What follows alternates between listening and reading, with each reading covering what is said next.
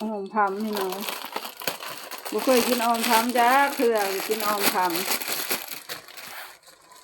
กินออมพำอาหารเช้าออมพำใส่เนื้อหมู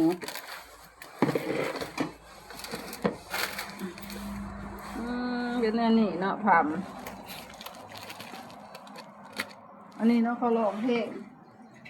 เป็นออมพำนะ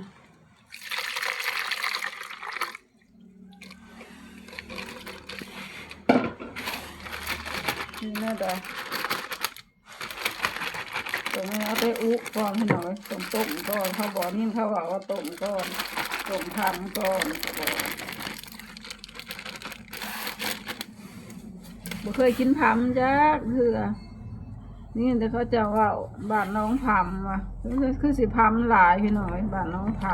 ำซื้อบ้านน้องพำนี่พำคือสิหลายเป็นแนวนี้เนาะเป็นเม็ดน้อยๆนะมันมีชีวิตหรือว่าเนี่ยมันมีเนาะเป็นแบบพืชนี่แหละเนาะพี่น้อง